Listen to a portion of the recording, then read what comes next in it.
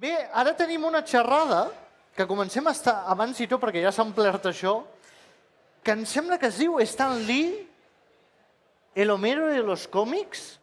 Correcto. A mí me han pasado otra cosa, el siglo XXI. Però bueno, Bueno, por ahí. sí. I per parlar-ne tenim tot un expert, com és l'Alejandro M. Viturtia, divulgador, articulista, editor, responsable dels còmics Marvel publicats per Panini Còmics Espanya, funció que ja va començar a exercir des de l'any 1998. Correcto, sí. Ya llevo algunos años editando cómics de Marvel, sí. I has vist una pujada, baixada... Lo he visto todo. Para bien o para mal, he visto de todo, sí. I bé, ha passat per diverses editorials i avui farem això, un repàs a la figura a qui suposa que és Stan Lee. O sigui que començarem amb PowerPoint... Bueno, iremos comentando, iremos hablando, iremos viendo algunas diapositivas interesantes. Lo primero que quiero decir, muchas gracias por estar aquí y pasar un ratito con nosotros hablando de Stan Lee. Muchas gracias a la organización, porque estamos aquí en un sitio realmente privilegiado, no solo por fuera, sino también por dentro. Es bonito. Es muy bonito, ¿eh? O sea que, de nuevo, gracias. Entonces...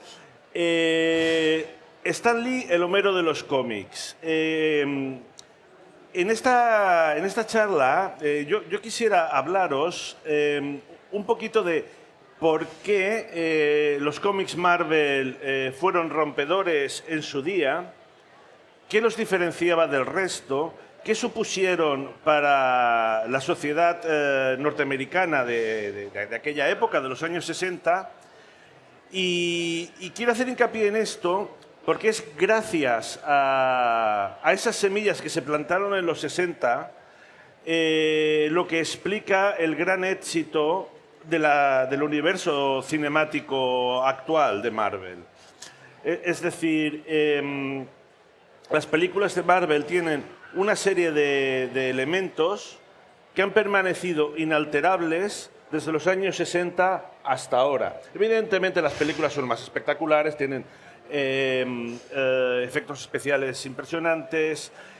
Algunos personajes de las películas difieren un poquito de los cómics, pero la esencia, lo que hizo grande a Marvel en los 60, es lo que hace grande a las películas actuales. Entonces, por eso creo que vale la pena irnos un poquito atrás e intentar analizar esos puntos fundamentales que hicieron grande a Marvel y que fueron responsabilidad de Stan Lee y de sus dibujantes como Jack Kirby y Steve Ditko, que trabajaron con ellos. Y que si no després diuen, no, és que no tot ho va fer Stan Lee. No, vale. no lo hizo todo, está claro, está claro. O sea, evidentemente, sin Jack Kirby, Steve Ditko, Jim Collan, John Romita, el universo Marvel no sería como... Exacto. Bueno, es una obviedad tan grande que no sé si hacía falta decirla, no. Pero ante la duda quedamos si como... acaso. Sí, muy bien.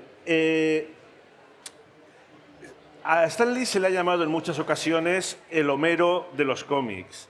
Y creo que no todo el mundo sabe de dónde viene esa denominación, ese halago.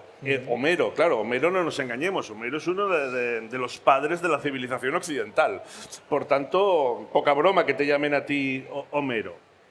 Entonces, pues vamos a ver de dónde salió y cómo además hay un puntito erróneo cuando llamamos a Stan Lee el Homero de los cómics. Cuando Marvel empezó a despegar y que sus lectores ya no eran niños ni jóvenes, sino que ya empezaban a ser universitarios y adultos, Stan Lee se convirtió en una persona muy famosa que daba conferencias en universidades. Entonces, daba en algunas universidades de prestigio, como Princeton y otras de Harvard, o sea, eran conferencias donde él a lo mejor coincidía pues, con vicepresidentes, gobernadores, millonarios. Es decir, que ya en los años 60 la sociedad norteamericana ya percibía que en los cómics Marvel estaba pasando algo. Y entonces la revista Esquire le dedicó un artículo. Y entonces hablaron con un montón de universitarios Entonces, uno de ellos dijo, vemos a los cómics de Marvel como la mitología del siglo XX y a usted, Stan Lee, como el Homero de esta generación. Pero percataos, no el Homero de los cómics, como si los cómics necesitaran un Homero. No, no, no, un Homero en general.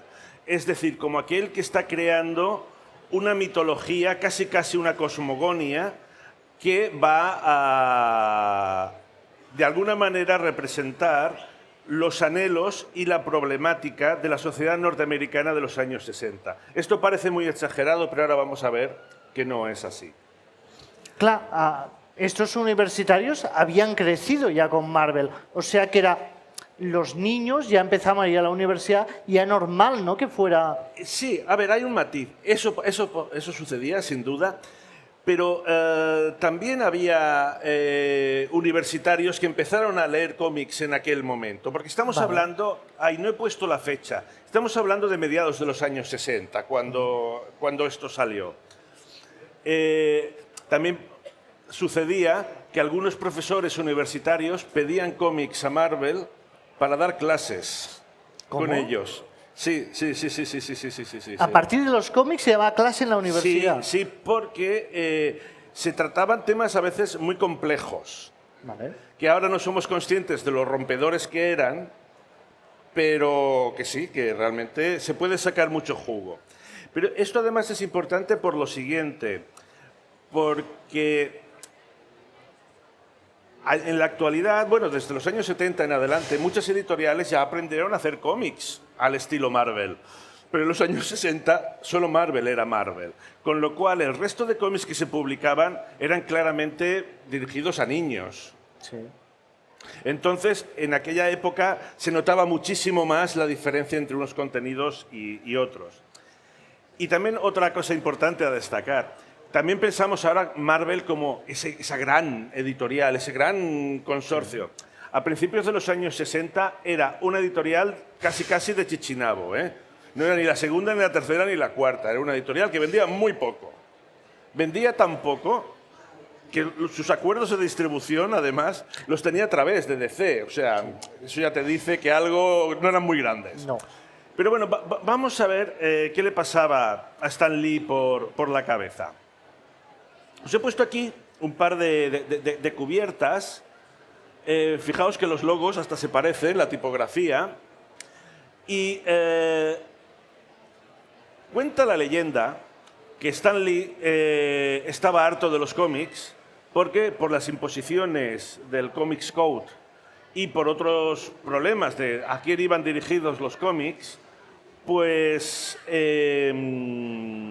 bueno, él no se sentía realizado. Él bueno, decía que yo no puedo contar aquí las cosas que quiero contar. Que hay que decir que Stan Lee siempre ha querido ser un autor de novelas. Sí.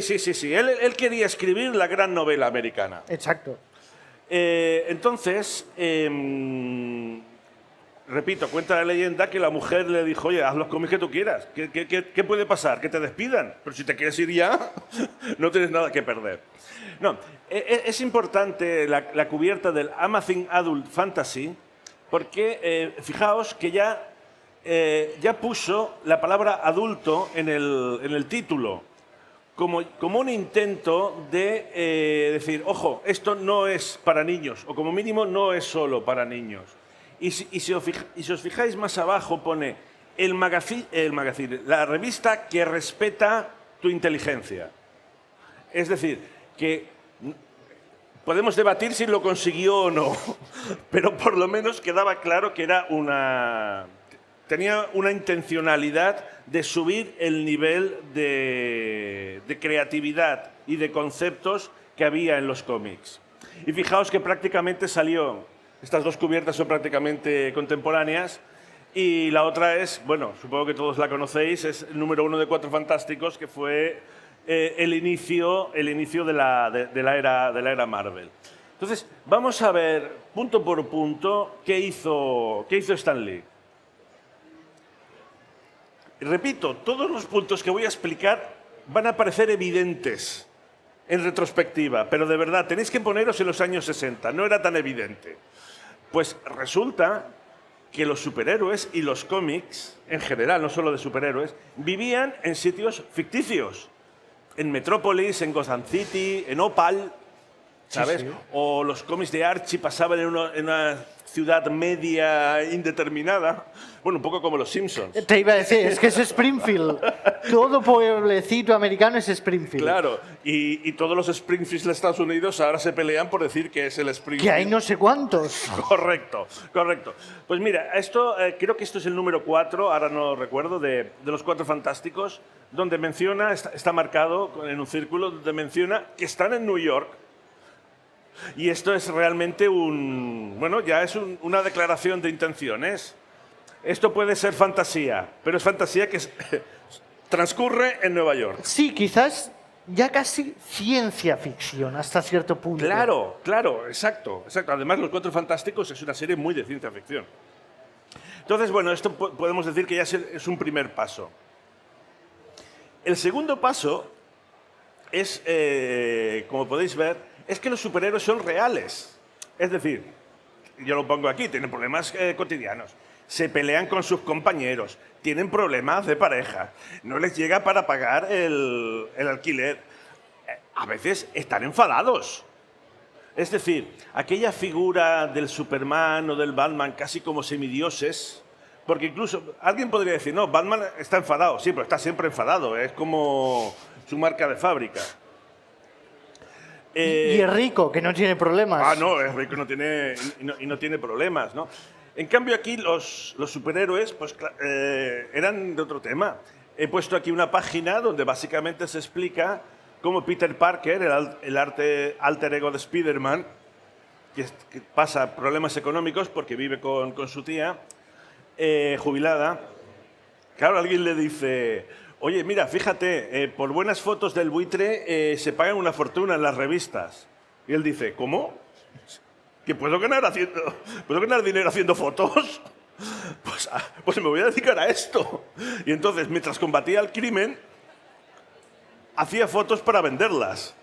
Entonces, esto es un elemento de realidad muy grande, porque es imposible que tú te identifiques con Superman o con Batman. En cambio, con un adolescente que no llega a fin de mes es mucho más fácil. Bueno, y que en comparación tu vida parece mejor, porque pobre Spider-Man, una pelea con el buitre, me faltan las facturas, sí. ha pasado no sé qué, que lleva un día de mierda, pobre. Claro, y luego al día siguiente dice, hostia, mira, he salvado Nueva York, y en los periódicos dicen, Spider-Man es una amenaza. Y, oye, esto es que, vaya, para dejarlo. Y de hecho en alguna ocasión lo deja. Y eso también es importante, ¿no? O sea, tú lo has dicho, te puedes identificar, porque tú aunque no tengas superpoderes como Spider-Man, sí puedes decir, joder, macho, que dura la vida. Luego, otra cosa, los héroes y las aventuras, dado que hemos dicho que transcurren en sitios reales, no ficticios, es que se tienen que encontrar. Antes cada uno vivía en su mundo cerrado, en su cómic, en su ciudad ficticia. Aquí cada X tiempo se encuentran los superhéroes, porque claro, Nueva York es grande. Pero si estás combatiendo al mal y a los villanos y montas muchos líos, pues claro, te acabas encontrando. Y entonces esto al lector también le daba una sensación de realidad. Tú estabas leyendo Los Cuatro Fantásticos y claro, y de repente aparece Spider-Man. Dice, ¿es un truco comercial? Hombre, pues claro, también tiene un puntito de eso. Pero es que se tienen que encontrar tarde o temprano. No puede ser de otra manera. Luego tenemos otro punto, que es el de la continuidad. Hasta ahora, en los cómics, y no solo en los cómics, en las series de televisión o incluso en las series de películas, etcétera, etcétera, cada vez que acababa un episodio, de alguna manera se reseteaba. Es decir, se mantenían los personajes principales, las situaciones principales, pero siempre se volvía a empezar, la trama siempre volvía a empezar. Y Stan Lee, si quería hacer que sus cómics fueran reales, no podía hacer eso. Es decir, Si Peter Parker en un TVO se ha peleado con el vecino, por poner un ejemplo cotidiano, esa pelea va a durar hasta que se solucione. Entonces, volviendo a lo de identificarse, te identificas cada vez más con los personajes porque los cómics Marvel se convierten en una novela río. Es decir, ya no son compartimentos estancos que se reinician en cada episodio, sino que se van leyendo como si fuera un serial. Para Te iba a entenderlo. decir, es que es un culebrón. Un culebrón en el mejor sentido de la palabra. Sí, sí, sí. ¿Sabes? Y entonces, pues, eso, que parece... Ya sé que lo voy a decir muchas veces. Es que todo esto parece evidente por sí mismo porque la ficción actual que vivimos, no solo en los cómics, sino en las series de televisión, tiene estas características. Con lo cual vosotros podéis pensar, ¿pero qué me está diciendo este hombre? Si me está diciendo obviedades. Ya, repito, en los años 60 no eran para nada obviedades. Y que ellos lo hicieron en los 60 y tan evidente no es cuando en el cine no ha pasado hasta hace poco. Hasta hace poco. Bueno, es que mira, vamos a hacer un inciso para hablar del cine. ¿Por qué Marvel mola y DC no. Bueno, no. Ese es un jardín que no me voy a meter, ¿eh? Porque luego sé que esto se está grabando y la vamos a... No, ¿por qué tardaron tanto en desarrollarse las películas de superhéroes? Os adelanto una cosa, mucha gente luego, cuando acabo la presentación, me dice, ¿y qué hizo Stan Lee después? Cuando dejó de hacer guiones, se fue a Hollywood a intentar vender las películas. Y no lo consiguió. Y cuando empezaron a hacerse películas, eran de pena. Entonces, ¿por qué, seamos claros, por qué hasta 2000 y pico, cuando sale Iron Man, se desarrolla bien el universo Marvel? Mucha gente dice, porque estaban los medios, porque había efectos especiales. Sí, todo eso es cierto. Pero en realidad el universo Marvel empezó a desarrollarse así porque había guionistas y productores en Hollywood que se habían criado leyendo TVOs, que habían interiorizado todos estos conceptos.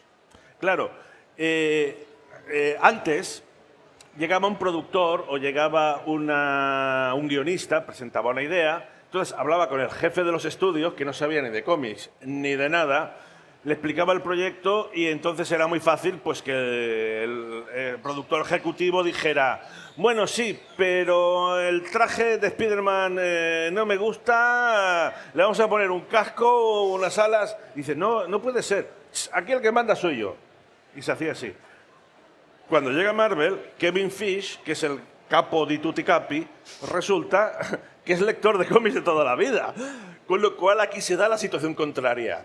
Si llegara un director o un productor con una idea muy rara, sería él el que diría, pero hombre de Dios, ¿no ves que Spider-Man no haría jamás eso? ¿No ves que Iron Man jamás haría eso?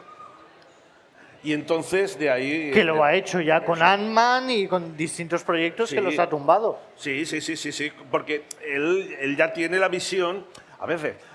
Evidentemente, cuando tomas muchas decisiones, no todas serán acertadas, y esto también sería tema para otra charla, pero de lo que no cabe duda es que en general se ha respetado la esencia, y de ahí el éxito. Sí, sí. Y es importante verlo, como decía al principio, que todo lo que está pasando en las películas es un poco todo lo que yo aquí estoy... Bueno, es que lo que has dicho, Iron Man no es universo Marvel hasta que acaba la secuencia final y dices, Correcto. ahora. Sí, además, me estoy yendo del tema, pero además una cosa muy curiosa, que para que veáis, claro, ahora tenemos claro Iron Man, Robert Downey Jr., la base del universo Marvel. Iron Man, hasta entonces, era un personaje secundario, y esto hay que decirlo. ¿Y por qué hicieron Iron Man? Bueno, porque por problemas de derechos y de contratos no podían hacer Spider-Man, no podían hacer la Patrulla X, no podían hacer los Cuatro Fantásticos. Entonces tuvieron que reinventarse y dice, oye, ¿qué podemos hacer? Y pues no sé. Oye, Iron Man quedaría bien en la pantalla, ¿no?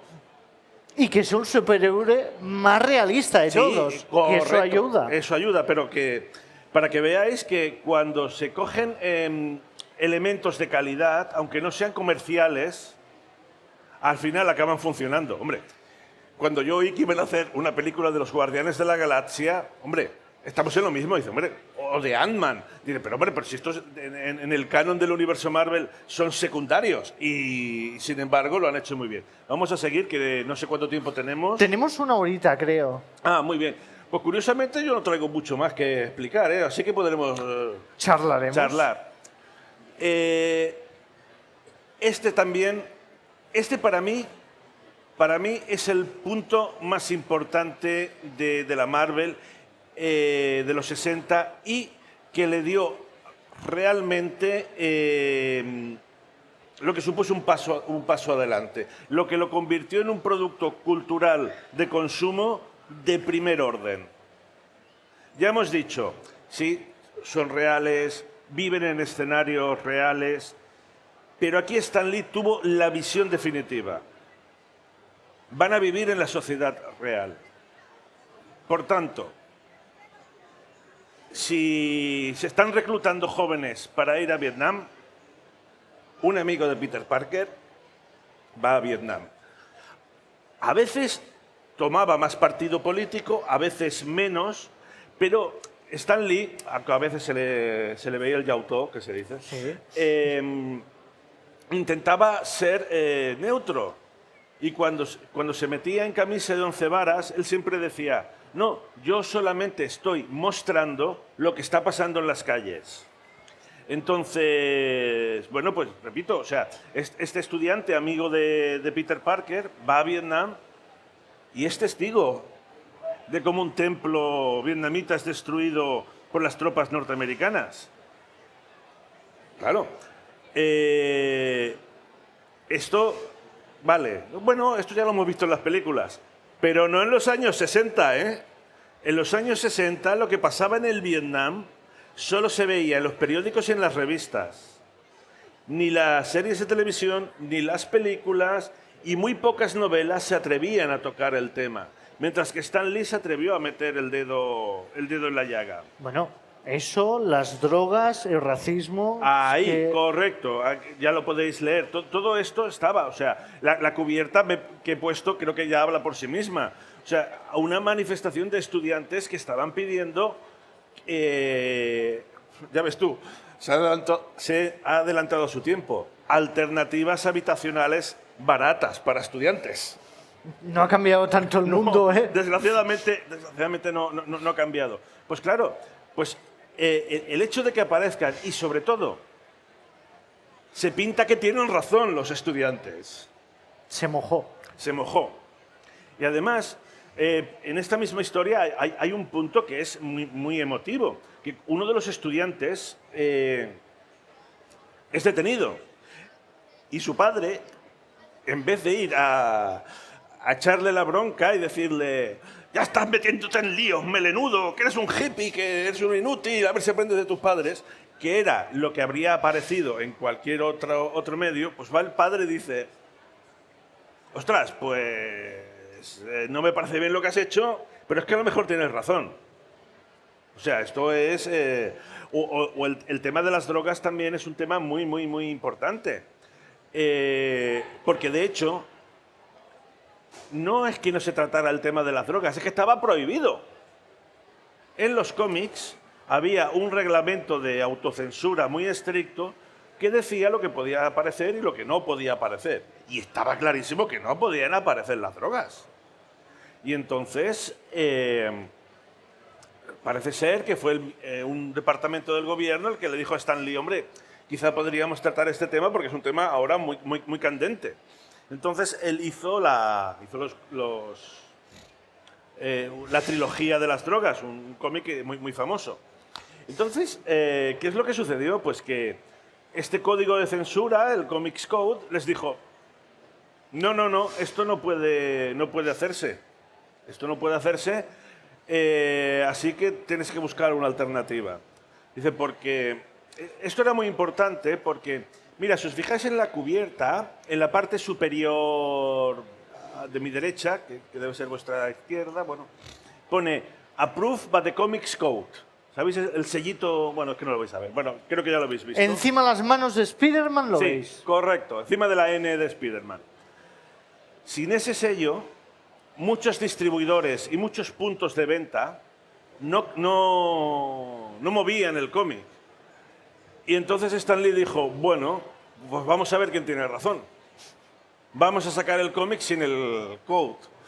Y vamos a ver qué distribuidor no va a querer mover un cómic de Spider-Man y qué punto de venta no va a querer un cómic de Spider-Man. Y efectivamente se convirtió en un hito. Y además, de nuevo, con un mensaje muy fuerte e impactante para la sociedad de aquel momento. Porque el personaje que tenía problemas con las drogas era un amigo de Peter Parker, un niño rico. Y entonces, lo que vendió Stan Lee era que las drogas no eran un problema marginal, no era un problema de que esto siempre les pasa a otros, esto pasa en determinados barrios. Puso el problema en primera plana. Dice, esto sucede y sucede aquí y ahora. No es poca cosa, para ser un cómic. No, porque recordemos el momento que estamos viviendo. Los cómics se habían infantilizado por culpa del Comics Code. Sí, sí. Y es que un cómic no podías esperar que hubiera ningún tipo de mensaje social. Ninguno. Era entretenimiento para niños pequeños. Y tontos. Sí. Porque los niños pequeños suelen ser muy listos. Pero es que esos cómics estaban dirigidos para los más tontos. Bueno, el famoso Batman convertido en gorila y cosas de esas. Claro, es que llegaba un momento en que... Y bueno, o sea, aquí ya lo que veíamos, y esto enlaza con lo que os decía antes, ¿por qué tan profesores de universidad y estudiantes de universidad prestaban atención a los cómics Marvel? ¡Ostras! Es que en los cómics Marvel pasaban cosas que no pasaban en ningún otro medio, no solo en ningún otro cómic, sino en ningún otro medio. Aquí no sé si lo podréis ver bien. Este es un episodio del Capitán América, dibujado por Jim Collan, un episodio magnífico. Y está en inglés y además no se veía muy bien. La próxima vez lo tengo que poner en castellano. Aquí, pero bueno, aquí son multilingües, Sí, tenemos un público hombre, que... por favor. No sé por qué lo he dudado. No, pero bueno, yo os voy a explicar un par de cosas muy interesantes de este cómic. En primer lugar, este episodio tiene 20 páginas y 5 de ellas están dedicadas a un monólogo interior del Capitán América, que aquí un poco ya lo veis, Se ve paseando, se ve hablando, tal, se ve cómo se lava la cara antes de irse a dormir, con lo cual... Si alguien ha comprado un cómic del Capitán América esperando ver acción y puñetazos o que se convierta en gorila, no. Pues va a ser que no. Va a escuchar un diálogo interno y además un diálogo interno muy profundo. Porque lo que es el Capitán América estuvo en animación suspendida 15 años, en números redondos, del 45 al 60. Entonces él se encuentra que vuelve a la vida en la América de los años 60 y lo último que él había conocido era la América de la guerra, ¿sabes? El patriotismo de que había que luchar contra el fascismo, etcétera, etcétera. Entonces, claro, viene aquí y se encuentra, pues, bueno, lo que hemos dicho, manifestaciones en las calles, gente con el pelo largo, etcétera, etcétera. Entonces, el Capitán América se pregunta a sí mismo, es que yo no entiendo nada, esta sociedad, esta América, me cuesta reconocerla, y claro, veo a toda esta gente que ahora parece que está de moda atacar al sistema, a ir contra los valores que yo defiendo, y dice, pero claro, en una sociedad, en un mundo lleno de corrupción, de avaricia, de desigualdades, ¿cómo puedo decir que no tienen razón? Es decir, de alguna manera les estaba dando la razón a los que se quejaban. Y esto de nuevo es muy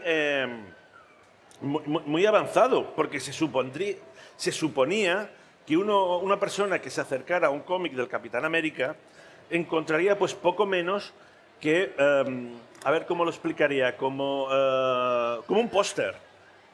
Tenía que ser algo propagandístico de los valores más rancios de América. Y resulta que es todo lo contrario. Y es que en el momento en que él se va a dormir, también dice una cosa que vale la pena analizar. Porque dice, bueno, pero es que quizá nosotros, esta sociedad, tampoco lo hemos hecho tan mal. Porque tenemos a Martin Luther King. Tenemos a los hermanos Kennedy. Y quiero también remarcar que mencione Martin Luther King, porque ahora es muy fácil ver a Martin Luther King, bueno, es fácil no, porque es que lo era, como este icono, como ese luchador por los derechos civiles que hizo tanto. Pero en los años 60, mediados de los años 60, en grandes capas de la sociedad norteamericana, Martin Luther King era un negro comunista revolucionario peligroso.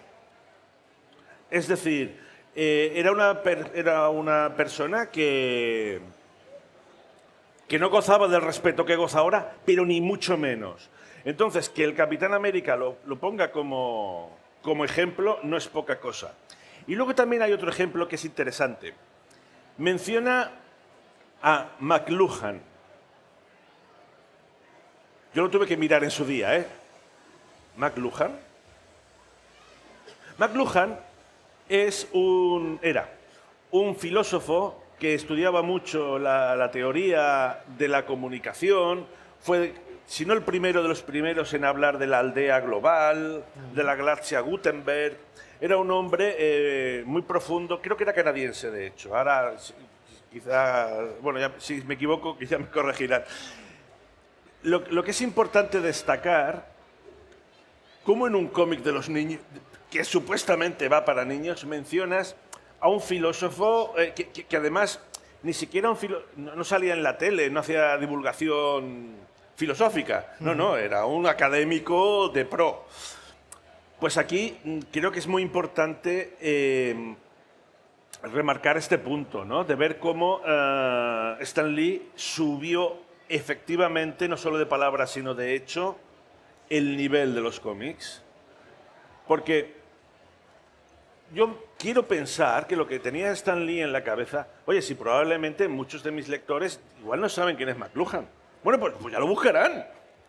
Ya lo buscarán. Es un poco, respeto tu inteligencia, te miro a los ojos, no bajo el nivel, lo subo. Haz un esfuerzo por mantenerte. No haré la gran novela americana, pero quizá en el camino de la novela gráfica para adultos. Yo creo que Marvel es la gran novela americana. Y más que nada porque, repito, en aquella época nadie contaba estas cosas o no las contaba con esta profundidad. Y ahora, a ver, ¿cuál es la siguiente? Sí. Y ahora, ya para acabar, quiero comentar también una gran visión de Stan Lee que creo que no se dice suficiente. Y es la siguiente. He dado la vuelta a la diapositiva para no hacer spoiler. Resulta que cuando Stan Lee empieza a desarrollar el universo Marvel, ¿de quién echa mano? Pues echa mano de sus compañeros de trabajo, pues ya sabemos, pues Jack Kirby, Steve Ditko.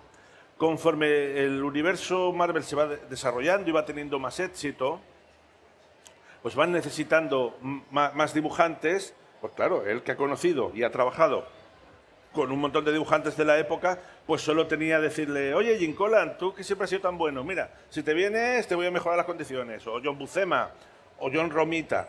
En otras palabras, para desarrollar gráficamente el universo Marvel, Stan Lee lo tenía relativamente fácil porque tenía una agenda llena. Tenía una agenda llena de gente muy talentosa, entonces tiró de ella. Pero a la hora de escribirlos había un problema, porque Stan Lee confiaba mucho en sus dibujantes, y entonces muchos argumentos y muchos personajes fueron creados por los dibujantes, sobre todo por Jack Kirby, o sea, eso está claro. Y entonces Stan Lee terminaba los argumentos, hacía los diálogos. Si no llegaba, pues tenía a su hermano pequeño, que le echaba una mano. Tenía también otros ayudantes. Pero he aquí la clave, que Stan Lee se da cuenta de que no llega. Dice, sacamos cada vez más cómics, más títulos, y no solo eso, sino que Stan Lee está dedicado a tareas de gestión. Entonces, claro, el día tiene 24 horas. Y entonces Stan Lee no tiró de agenda para buscar guionistas. Se dio cuenta que todos sus colegas que escribían cómics y que eran de su edad podían ser muy buenos, ¿eh? Él no hacía un juicio de valor. Pero decían, no podrán hacer tebeos al estilo Marvel. Porque si a mí ya me cuesta, porque ya tengo una edad, ellos que están acostumbrados a hacer cómics para niños, jamás podrán guionizar cómics Marvel. Y entonces se dirigió a aficionados. Y este es el gran punto para mí, uno de los grandes puntos de Stan Lee, ¿no? Que aquí solo he puesto algunos de ellos, quizá los más conocidos, pero hay muchos otros. Fijaos, he puesto las fechas de nacimiento porque es muy importante. Roy Thomas nació en 1940. Fue la mano derecha de Stan Lee con 20 y pocos años. Steve Englehart empezó a guionizar con 20 años. Jerry Conway empezó a escribir episodios de Spider-Man con 19 años. Si ahora vemos los guiones de estos tres guionistas, por cierto, todos muy talentosos, sí que vemos que sus primeras obras a veces la narrativa no acababa de fluir, quizá algunos diálogos podían ser torpes, quizá algunos argumentos tenían áreas de mejora, pero eso a Stan Lee no le importaba, porque eran jóvenes, entendían lo que estaba pasando en las calles, lo que estaba pasando en la realidad. Es decir, él no quería un guionista que viviera en una casa con jardín y 2 coches, que va de casa a la oficina y de la oficina al centro comercial y del centro comercial a casa otra vez y no sabía lo que estaba pasando a su alrededor. Y esto para mí es un tema, repito, capital. Porque además, estos jóvenes tenían la ventaja de que no tenían ideas preconcebidas. Podían hacer lo que quisieran. Y así Jerry Conway se atrevió a matar a Gwen, la eterna novia de Spider-Man. Algo que no solía pasar en aquella época. Y él lo hizo probablemente porque no sabía que eso no se podía hacer. O Steve Englehart, que desarrolló al Capitán América hasta el punto que en la serie el villano principal de una de las tramas era el presidente de los Estados Unidos. Con lo cual, qué mejor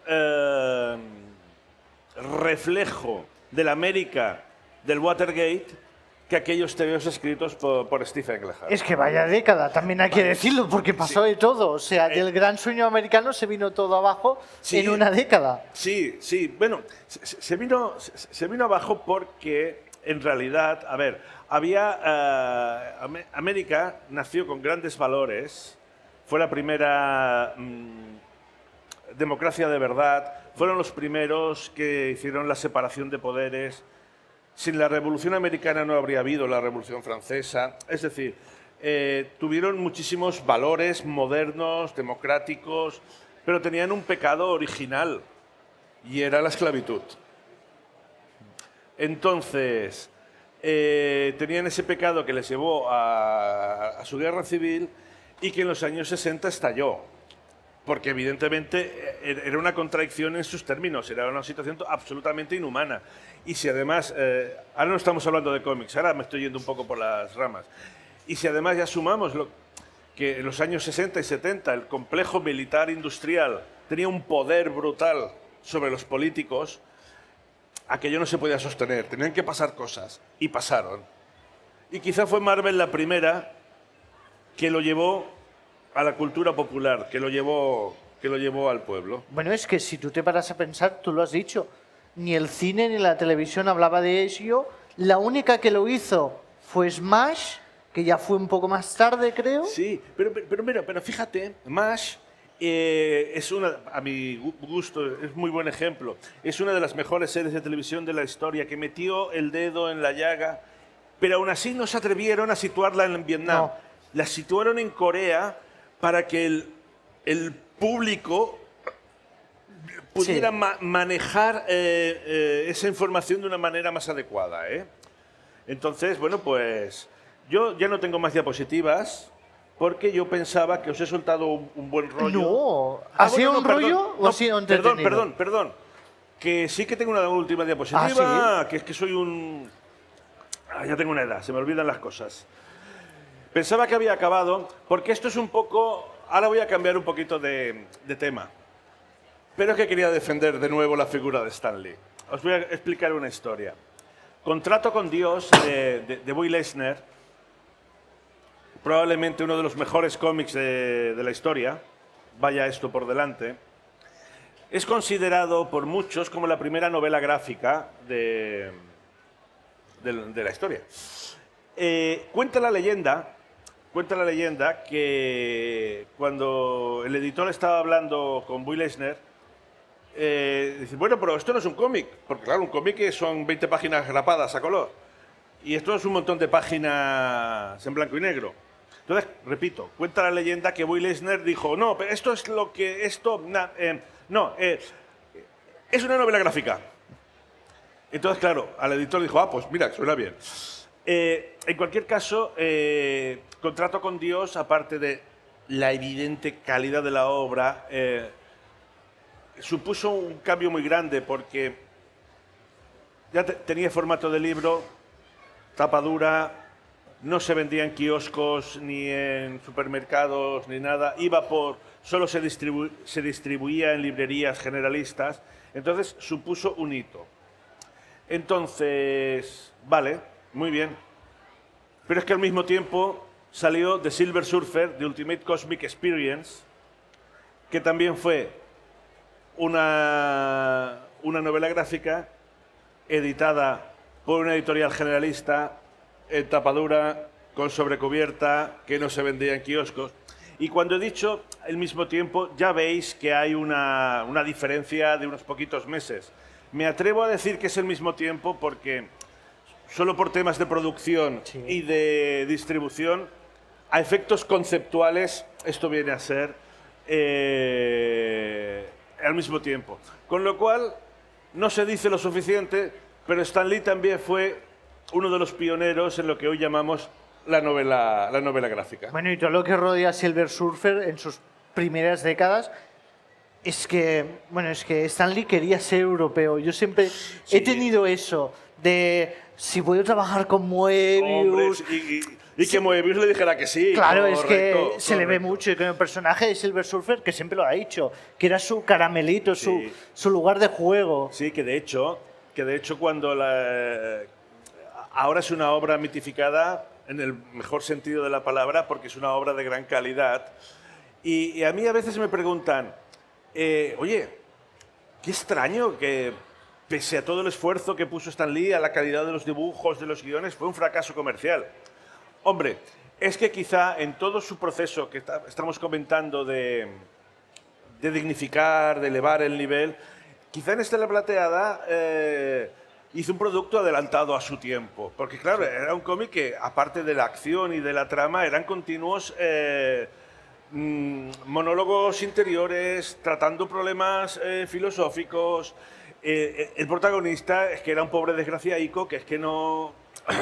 Entonces, claro, también en aquella época dices, hostia, oiga, que yo me he comprado un cómic también un poquito para pasar un rato. Unas hostias, ¿no? No, algo. hombre, no, dices que tampoco me quiero ir a la cama llorando. ¿Sabes? Entonces, fue un fracaso, pero bueno, en cualquier caso, que era un caramelito, bueno, aquí vemos la cubierta, ¿no? Que, por cierto, las primeras ediciones en tapa dura y con sobrecubierta hoy día valen un dinero, ¿eh? Lo supongo. Y ahora sí, ¿no? Ahora no. Sí, ahora sí. Esta ya es la No última. hay una escena postcréditos, ¿no? Vale. Mira, no lo he pensado. Mira, Hazlo el próximo día. en la próxima que prepare haré una escena postcréditos. Hombre, eso siempre engancha. Aprofitem per dir, si algú té alguna pregunta... Correcto, sí. Bueno, estaba esperando, ¿eh? La llevaba de casa apuntada, creo. Ah, puede ser, puede ser. Hola, soy Alberto Arrés del canal La Batcova. Ujú. Todo lo que nos has explicado hace ver que Stan Lee hizo un muy buen camino para que todo funcionara muy bien. Pero poco después de estas novelas se vieron obligados a vender sus puntas de lanza. ¿Cómo se explica eso? ¿A qué te refieres sus puntas Sí, de lanza? la situación en la que tuvieron que vender los derechos de los Cuatro Fantásticos Sí. o Spider-Man, en contraposición a haber hecho todo este trabajo previo tan bien hecho en el mundo de los cómics, tuvieron que vender los derechos audiovisuales de sus mejores personajes. Bueno, a ver, estos son dos cosas. La primera, es una buena pregunta. Y la segunda, oye, que vienes a hacer una pregunta de Stan Lee con una camiseta de Batman. ¡Hombre! Él tiene un canal de Twitch, sí, ¿lo conoces? sí. No, esto es broma. Lo que pasa es que me lo has dejado a huevo, ¿eh? No, a ver, este es un tema muy complejo y en realidad es muy posterior, ¿eh? Esta novela gráfica ya vemos que es del 78 y esta gran crisis que tuvo Marvel ya fue en el 98, fue 20 años después. Y esto un poco se debió a problemas de mala gestión y de no entender el mercado.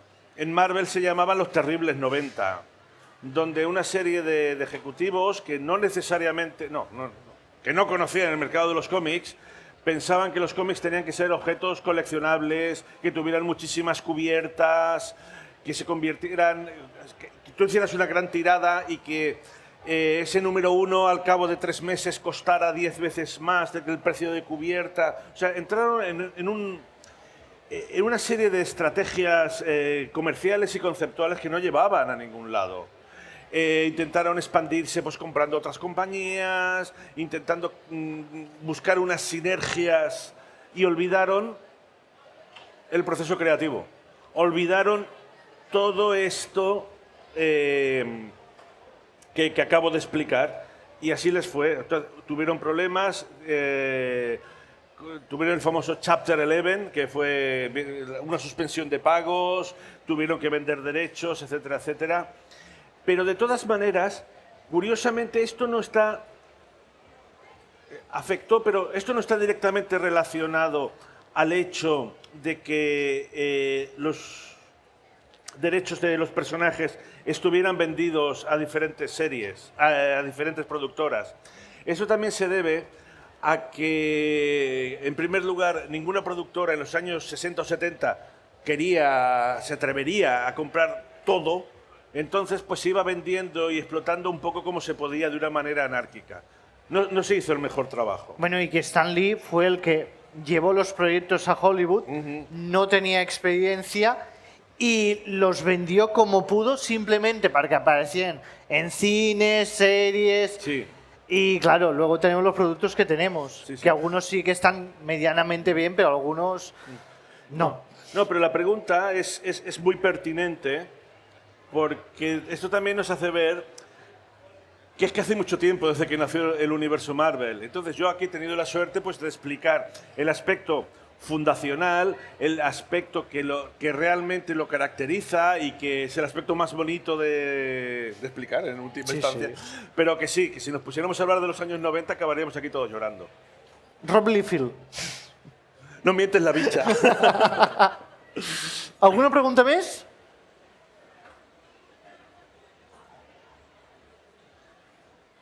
Bueno, ahora decía compañero, de los 90 de Marvel mejor no hablar, Sí. la época de los 90 la vamos a saltar mejor. Sí. Actualmente, habiendo las redes sociales, todo lo que hay, ¿sería posible encontrar una figura semejante o que pudiera revolucionar el cómic como hizo Stan Lee en su momento? En su momento tuvimos los niños rebeldes, a los de Image, como Ren, con Playhead y compañía. Actualmente sería posible encontrar un personaje así. Comparado en películas, a lo mejor sería Kevin Feige, pero en cómics sería posible encontrar un personaje que pudiera revolucionar los cómics de alguna manera, de alguna forma? Estoy convencido de ello. ¿Saldrá? No lo sé. No, lo que quiero decir que ahora me voy a poner un poco así solemne. Vale. En los cómics, en la música, en la literatura, a veces es muy fácil tener la sensación de cesura, me explico. Llega Beethoven, te compone 9 sinfonías y entonces en su momento revoluciona la música y dices, ya está, ya hemos llegado al final. Ya después de Beethoven, ya veremos qué saldrá. Bad Bunny. Con la literatura, pues es un poco también lo mismo, ¿no? Llega el siglo XIX y, por poner un ejemplo, yo qué sé, pues llega Charles Dickens y... joder, ahora se me ha ido Dostoyevsky, que además escribían folletines, es decir, que escribían para el gran público, obras de una enjundia y de una profundidad, y decías, bueno, ya está, ya hemos llegado. Pues con los cómics, en realidad, es lo mismo. Evidentemente hemos tenido grandes hitos, porque después de la revolución de Stan Lee, pues hombre, joder, pues cuando llegan los 80, pues no sé, me viene a la mente el Daredevil de Frank Miller o Alan Moore. El Thor de Walt Simonson, luego vino Alan Moore, con lo cual, sí. No te sé decir ni cuándo, ni quién, ni cómo, pero de aquí a un tiempo, puede que mañana, puede que dentro de 10 años, saldrá una figura, saldrá un personaje, saldrá un concepto que lo pondrá todo patas arriba para bien. Estoy Y además convencido que de hay ello. muchas veces que pasa y hasta que no pasa un tiempo no nos damos cuenta. Correcto, sí, sí. Una última pregunta. Teniendo los carteles de cómic y de manga, el manga está trayendo, lo vemos aquí claramente, a la juventud, a la adolescencia, de una manera increíble. El cómic le cuesta algo más. ¿Qué tendría que hacer el cómic para intentar atraer ese público juvenil o adolescente hacia el cómic, ¿no? Es muy buena pregunta, pero yo es que curiosamente, fíjate, voy a negar la mayor. Es que yo no los diferencio. Para mí los otros son cómic. Lo que pasa es que este se llama manga porque viene de Japón, pero yo no los diferencio. Además, la experiencia me dice que cuando tú lees y te acostumbras a la narrativa del cómic, si tú lees muchos mangas, tarde o temprano, no todos, no todos y no todos en mucha cantidad, pero muchos acabarán leyendo Marvel, novela gráfica, otras cosas. Con lo cual, mi visión no es antagonista, sino, para mí, es todo lo mismo. Todo lo mismo, evidentemente, la narrativa, los diseños, los mensajes son diferentes, pero al fin y al cabo, pues son cómics. A ver, seamos claros, hoy día las plataformas, hay animes que si los ves, conceptualmente y por tratamiento de personajes, le dan sopas con onda a un montón de series norteamericanas de imagen real. Sí. Por tanto, estamos todos en el mismo barco. No sé si alguien tendrá alguna pregunta más. Una més, Màxim, ¿no? Doncs, senyors, vamos a comer, ¿no? Porque ya va, sí. ya va siendo hora. Un fuerte aplaudiment. No, gracias a vosotros, gracias a vosotros.